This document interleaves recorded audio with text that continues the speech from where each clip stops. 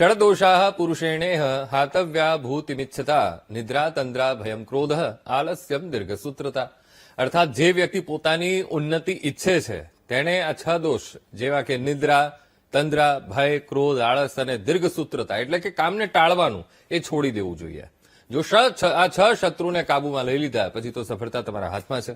નમસ્કાર દર્શક મિત્રો, બીટીવી ન્યૂઝના જ્ઞાન, આધ્યાત્મ અને જ્યોતિષના ત્રિવેણી સંગમરૂપ કાર્યક્રમ એટલે કે ભવિષ્ય દર્શન કાર્યક્રમમાં આપનું સ્વાગત છે। હું છું અંકુર રાવલ।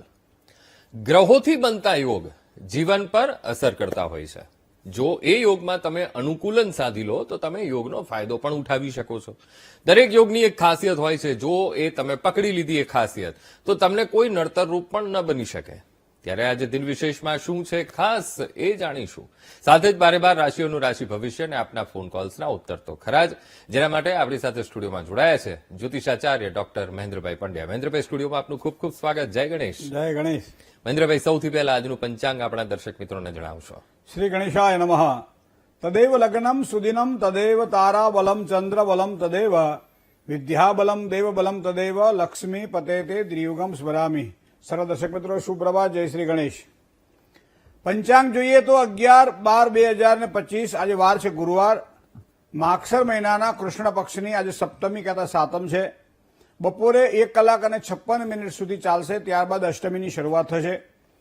પૂર્વા ફાલ્ગુની નક્ષત્ર વિષ્કુંભ નામનો યોગ જે સવારમાં 11:39 સુધી ચાલશે, ત્યારબાદ પ્રીતિ યોગની શરૂઆત થશે। બવ કરણ છે બપોરે 1:56 સુધી, ત્યારબાદ બાલવ કરણની શરૂઆત થશે। સિંહ રાશિનો ચંદ્રમા હોવાના કારણે મ અને ટ જેના અક્ષર છે એવા સિંહ રાશિવાળા જાતકો માટે આજે આનંદમય દિવસ રહેશે। સાથે સાથે જે કોઈ જાતકોનો જન્મ થાય એના માટે આજે સિંહ રાશિ ઉપર નામ રાખવાનું રહેશે। જય ગણેશ। બિલકુલ। હવે જ્યોતિષની જયારે આપણે વાત કરીએ મહેન્દ્રભાઈ, ત્યારે જ્યોતિષમાં ઘણા બધા યોગની ચર્ચા થતી હોય છે। સારા નરસા બંને આવી ગયા। આપની પાસેથી એ સમજવું છે કે જ્યોતિષમાં કેટલા પ્રકારના કેટલા યોગ છે, કેટલા મુખ્ય રૂપથી એ યોગને માનવામાં આવે છે, ને આજે આપણે મહત્વપૂર્ણ કયા યોગની ચર્ચા કરવાના છીએ? પુસ્તકેષુ ચ યા વિદ્યા પરહસ્તેષુ યદ્ ધનમ ઉત્પન્નેષુ ચ કાર્યેષુ નસા વિદ્યા ન તદ્ધનમ। સુભાષિત બહુ સરસ કહે છે કે પુસ્તકમાં રહેલી વિદ્યા અને પારકાના હાથમાં રહેલું ધન જો ખરા સમયે કામ ન આવે તો વિદ્યા વિદ્યા નથી અને ધન ધન નથી। જ્યારે એને આપણા સાહિત્યમાં, ગુજરાતી સાહિત્યમાં શું લખ્યું છે કે ખાંટી પણ ખાધી નહીં, ખાંટી પણ ખાધી નહીં અને દાટી આપણા ફળિયા માય, ખાંટી પણ ખાધી નહીં અને દાટી દળિયા માય અને ફરે ફળિયા માય ભોરિંગ થઈને ભૂદરા। ખાંટી એટલે મળી ગઈ એને, પણ ખાધી નહીં, ખાઈ ન શક્યો, ન કોઈને ખાવા દીધી અને પછી દાટી પોતાના ફળિયાની અંદર અને પછી હવે એમાં જીવ રહી ગયો એટલે ભોરિંગ થઈ અને ભૂદરા એટલે કવિ છે એને કીધું ભોરિંગ થઈને ભૂદરા, પછી એ ફળ્યા કરે। શું કામ? કે પછી નાગ બને એને હાચવવા માટે। તો આ વસ્તુ મારા તમારા જીવનની અંદર જ્યારે પ્રાપ્ત થાય ત્યારે નથી ભોગવી શકાતા। એની પાછળના ગ્રહોના પણ કોઈ કારણ છે કે પછી સ્વભાવ જ એવો છે, પરંપરા જેવી છે, શું છે?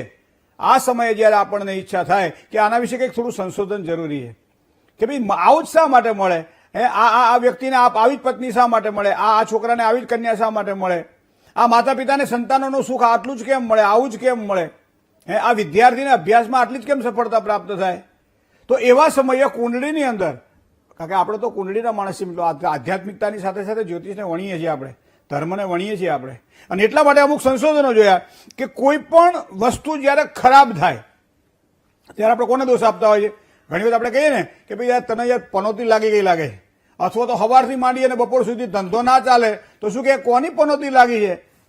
અને બીજું ઘણા નથી કહેતા કે તારા પગમાં પનોતી છે, જ્યાં જાય ત્યાં તું બધું અમંગળ કરીને બેસે છે। આ પનોતી જે શબ્દ છે ને શેના કારણે આવ્યો? તો એ શનિના કારણે આવ્યો મિત્રો। તો અહીંયા શનિની પનોતી આપણે કહીએ આપણે તો સામાન્ય રીતે ખરાબ થાય ત્યારે વધારે એને ખરાબ કોણ કરે? ખરાબ તો થાય દરેકના જીવનમાં, સુખ દુઃખ મનમાં નાણીએ ઘટ સાથે ઘડિયા ટાળ્યા તે કોઈના નવ ટળે રઘુનાથના જડિયા। સુખ દુઃખ તો આવ્યા જ કરે, પણ એક વખત ઘરમાં વઘાર થાય અને જેમ તેલની અંદર જેમ આપણે કહેવાય કે હુકું મરચું નાખીએ અને હુકું મરચું એ આખા ઘરની અંદર ખબર પડે કે કંઈક વઘાર થયો છે, બધાની નાક છીકો ચાલુ થઈ જાય, બધાને ક્યાંક ને ક્યાંક નાની મોટી અસર થાય, થોડું દૂર બેઠો એને અસર તો થાય। તો તો આ જો મારા ઘરમાં ચાર દિવાલની વચ્ચે જો મને એક વસ્તુની સાથે બીજી વસ્તુને ઉમેરવાથી આખું વાતાવરણ બદલાઈ જતું હોય, બાકી હિંગ નાખો, રહી નાખો, કશું ના થાય. પણ જ્યાં તમે લાલ મરચું અંદર નાખો એટલે તરત બધાને ખબર પડે કે વઘાર થતો લાગે છે, અને અમુક વઘાર પાછો આનાથી સારો લાગે. તો આ વસ્તુ મિત્રો મારા તમારા જીવનની અંદર વણાયેલી છે, તો એને સમજવી રહી. તો સામાન્ય રીતે હું તમને અમુક ઉદાહરણ આપું કે આ ઉદાહરણ ઉપરથી આપણે આ વસ્તુને સમજવા પ્રયત્ન કરીએ. તમે સારામાં સારી નોકરી કરી રહ્યા છો, સમયસર ટાઈમ આપી રહ્યા છો કંપનીને, બરાબર, અથવા જ્યાં કામ કરી રહ્યા છો ત્યાં. હવે એવા સમયે તમે નોકરી કરો છો પણ એ પગાર તમને ઓછો મળે છે, અથવા તમારે ધાર્યા પ્રમાણમાં તમને જે ફળ મળવું જોઈએ તમારી મહેનતના પ્રમાણમાં એ ફળ નથી મળતું, તો એની પાછળ શનિનું કારણ શું હોઈ શકે? બીજી વસ્તુ તમને કહું કે સામાન્ય રીતે વેપારી જયારે વેપાર કરતો હોય ત્યારે બીજા કરતા એ નફો ઓછો લે છે અને છતાં નુકસાન ભોગવે છે. એનો મતલબ એવો થાય કે અહીંયા પણ આ શનિની પીડા આપણને જોવા મળે છે કે જે પ્રમાણે વેપાર કરે છે નફો એને ઓછો મળે છે. અને કારીગરો જયારે કામ કરતા હોય, સવારમાં 8, 8:30, 9 વાગે નીકળી જતા હોય, સાંજે 8 વાગે 9 વાગે ઘેર આવતા હોય, અને છતાંય કારીગરીના પ્રમાણમાં એને જે ફળ મળવું જોઈએ એ ફળ એને નથી મળતું, એને પોતાનું જે ઓછું મળે છે. તો એની પાછળનું શું કારણ હોઈ શકે? બીજું, ઘણું ભણ્યા છીએ, સવારથી હા સુધી છોકરો અમારો ભણે, પણ જયારે માર્ક લાવે ત્યારે ખબર પડે કે આટલા બધા માર્ક ઓછા કેમ આવ્યા? આ ભણ્યો તો ભણ્યો શું? તો આવા સમયે વધારે ભણતર ભણ્યા પછી પણ જો જ્ઞાનનું યોગ્ય ન થતું હોય તો. બીજું, તમે ફી લાખો રૂપિયા ભરો છો, પણ લાખો રૂપિયા ફી ભર્યા પછી એ બાળકને એ ભણતરનું વળતર નથી મળતું, તો એ તમારી ફી શું કરવાની? તો મતલબ વધારે ફી, ભણતર ઓછું, તો આ બાબતમાં જોઈ શકાય.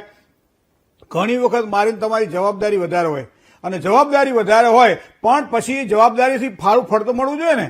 4 કલાક બેસી અને મા પોતાના રસોડાની અંદર છોકરાઓ માટે, બાળકો માટે, પોતાના પતિ માટે અથવા પરિવાર માટે ભોજન બનાવતી હોય, પત્ની પોતાના પતિ માટે ભોજન બનાવતી હોય, પણ એ 4 કલાકની મહેનત પછી પણ જયારે પત્ની પૂછે છે કે મારું બનાવેલું શાક કેવું લાગ્યું, અને એવા સમયે પતિ જો એમ કે આ શેનું શાક હતું કે ખબર ના પડી, તો એનું ફળ મળ્યું ના, 4 કલાકની મહેનત ફોગટ ગઈ. તો એનો મતલબ એવો થાય કર્મ કર્યા પછી જયારે ફળ નથી મળતું ત્યારે એના કયા કારણો હોઈ શકે? એક વસ્તુ આપણે આના વિશે વિચાર કરીએ. બીજું, ઘણી વખત એવું આપણે ઈચ્છીએ કે બધાનું સારું કરીએ, કોઈને પૈસા ઓછીના જોતા હોય, ગરીબડું મોઢું લઈને આવે એટલે આપણે લાવો થોડાક એને આપણે આપી દઈએ, એને કામ લાગશે, પણ પછી જયારે લેવાના આવે ત્યારે 5 વખત કગરવું પડે આપણે એને. તો આના કારણો શું? કે સારું બીજાને મળે અને ખરાબ પોતાને મળે. તો આના કારણો કયા હોઈ શકે?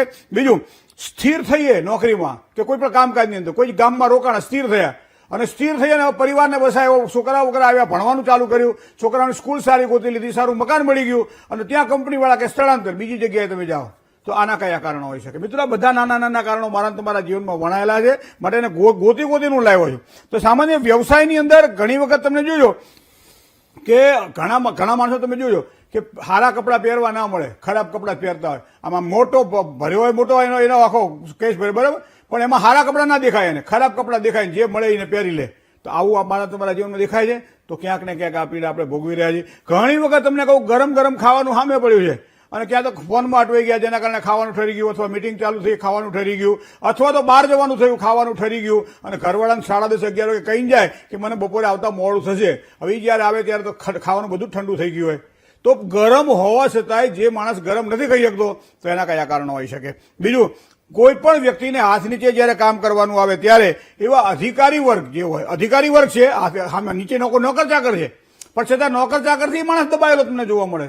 નોકર બધા ઉપર બેઠા, ખુરશી પર બેઠા હોય, અને માલિક નીચે બેઠો હોય. નોકર કઈ મજા કરતા હોય, આનંદ કરતા હોય, મસાલો ખાવા બહાર જતા રહે, અડધો કલાકે ચા પીને આવે, અને આ બિચારો સવારથી સાંજ સુધી ઘ કર્યા કરતો હોય. તો આની પાછળના કારણ શું છે?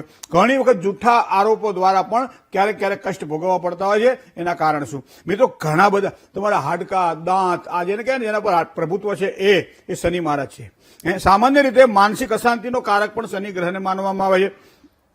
પરિવારથી દૂર રહેવું પડે, પરિવાર હોવા છતાંય પરિવારની સાથે ન રહેવાનો મોકો મળે, દાંપત્ય જીવન ખંડિત થાય, પારિવારિક મુશ્કેલીઓ સર્જાય, ત્યારે પણ શનિ મહારાજને ધ્યાનમાં રાખવા પડતા હોય છે. સાથે સાથે ઘણી વખત તમે જુઓ કે એક વસ્તુ છે કે શનિ દરેક જગ્યાએ પીડા નથી આપતો. 7મા સ્થાનમાં જયારે શનિ પડ્યો હોય ત્યારે દીર્ઘકાલીન દાંપત્ય જીવનનું સુખાકારી અને સારી પ્રાપ્ત થતી હોય છે, અને પતિ પત્ની બધે હરખથી રહેતા હોય છે. 3જા સ્થાનમાં જયારે શનિ પડ્યો હોય ત્યારે મોટા ભાઈના સાથે ખૂબ જ એની સારી લેણાદેણી જોવા મળે છે, અને પરિવારમાં સાથે રહીને ધંધો કરે તો સારો ભાગ્યોદય થાય છે. ભાગ્યસ્થાનમાં જયારે શનિ પડ્યો હોય ત્યારે આ માણસ ન માગે દોડતું આવે, ન માગે છતાં એને પ્રાપ્ત થતું હોય છે. પણ આ શનિ એકલો જો હોય અને આ પીડા આપતો હોય ત્યારે વિચાર કરી લો, મહત્વાકાંક્ષાનો જે કારક ગ્રહ છે, વાસનાનો જે કારક ગ્રહ છે, માયાનો જે કારક ગ્રહ છે, ભોગનો જે કારક ગ્રહ છે, અસંતોષનો જે કારક ગ્રહ છે અને મહત્વાકાંક્ષાનો જે કારક ગ્રહ છે એ રાહુ છે.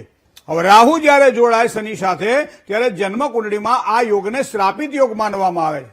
તો સામાન્ય રીતે રાહુ હંમેશા રેટ્રોગ્રેડ વક્રી છે અને માર્ગી શનિ જયારે રાહુ સાથે 12 અંશની આજુબાજુના ભાગમાં જયારે યુતિ કરતા હોય, જોડાણ કરતા હોય ત્યારે આ વ્યક્તિને આ જે વસ્તુઓ જે મેં કહીને એમાં થોડું ફૂલ્યું ફાલ્યું ને કે સુખ મળે તો ઢગલો મળે, દુઃખ મળે તો ઢગલો મળે, પણ આવા શનિ રાહુના શ્રાપિત યોગ વાળા માણસોને દુઃખ જોવા મળે. હવે એક જ વસ્તુ તમને કહું, ચોથા સ્થાનમાં માનો કે તમારો શનિ રાહુ સાથે બેઠેલો છે તો તમારે હાઉસિંગના મકાનમાં રહેવું પડે. ઘણી વખત આવા લોકોને બંગલા પણ મળી જાય કે ઘરની અંદર 5 જણા હોય, 4 જણાના ગ્રહો સારા હોય અને આની કુંડળીમાં શ્રાપિત યોગ પડ્યો હોય એટલે બીજાના કર્મના કારણે કદાચ બંગલા સારા મળ્યા પણ એ બંગલામાં રહેવા છતાં એને ફિલિંગ તો પેલી હાઉસિંગ ને સોસાયટી જેવી જ આવે. એ પોતાના ઘરની અંદર બધું કાદવ કીચડ કરીને બેઠો હોય, એને એવું ગમે નહીં. શું કામ? કુંડળીમાં શનિ રાહુ સાથે બેઠેલા છે. પિતા સાથે વ્યવહાર કરવાનો હોય ત્યારે 10મા સ્થાનમાં રહેલો શનિ રાહુ કાં તો પિતાથી દૂર રહેવું પડે, પિતાથી કંઈક માનસિક અશાંતિ રહ્યા કરે, સંતાન અને પિતા સાથે બહુ ભળે નહીં, અને ચોથા સ્થાનમાં હોય ત્યારે માતા સાથે ન ભળે, 7મા સ્થાનમાં હોય ત્યારે પત્ની સાથે સારું ભળે, પણ દેહ ભાવની અંદર જ્યારે હોય ત્યારે એની ત્રીજી શનિની પૂર્ણ દ્રષ્ટિ પરાક્રમ ભાઈઓ સાથે બને નહીં, એને પોતાની પત્ની સાથે બને નહીં અને પિતા સાથે બને નહીં. તો 3 ભાગ એવા છે કે જે કુંડળીમાં પારિવારિક ગ્રહો છે.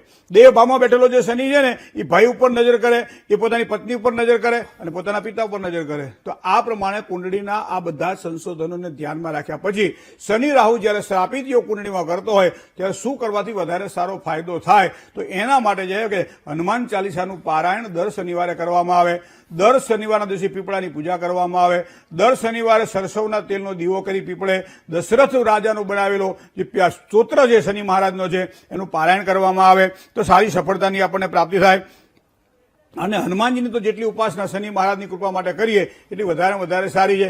રાહુ માટે ભગવાન નારાયણની પૂજા કરવો, મતલબ વિષ્ણુ સહસ્ત્રનો પાઠ કરવામાં આવે, ઓમ નમો ભગવતે વાસુદેવાય મંત્રની જાપ પૂજા તો કરવી જોઈએ. કારણ કે શ્રીકામ સિદ્ધિકામ હોય, આ ગ્રહયજ્ઞ સમાચરે, ગ્રહયજ્ઞ દ્વારા શાંતિની પ્રાપ્તિ થાય છે. અને ત્યારબાદ એમ કે પેલા આપણે ટીચ લે, કોઈ પણ જયારે ચામડી બામડી ફાટી જાય કંઈ થાય એટલે આપણે એને પેલા ટીચ લે છે, બરાબર, પછી એને તોડ્યા પછી એની પર દવા નાખે છે. તો આ બધી દવાઓનું કામ કરે છે. પણ જે પ્રમાણે ઓપરેશન કર્યા પછી જેમ દવા ફળે એમ પૂજા કરાવ્યા પછી આ પ્રમાણે કરવાથી શનિ રાહુની પીડા જો તમને ભોગવાતી હોય, કાયમ બીજાના હાથ નીચે જ કામ કરવું પડતું હોય, કાયમ સમસ્યાઓના સર્જન કાયમ તમારા ઉપર રહેતા જ હોય, કાયમ પ્રેશર તમને કામકાજનું રહેતું હોય, અબજસ મળતો હોય, આવા સમયે કદાચ જન્મકુંડળીમાં જો તમારો શનિ રાહુ સાથે બેઠેલો હોય અને પણ અંશાત્મક દ્રષ્ટિએ આમાં બહુ દૂર નહીં, અંશાત્મક દ્રષ્ટિએ જો રાહુ અને શનિ સાથે બેઠેલા હોય તો આ શ્રાપિત યોગ પરિણામ હંમેશા વિપરીત આપે છે. જય ગણેશ.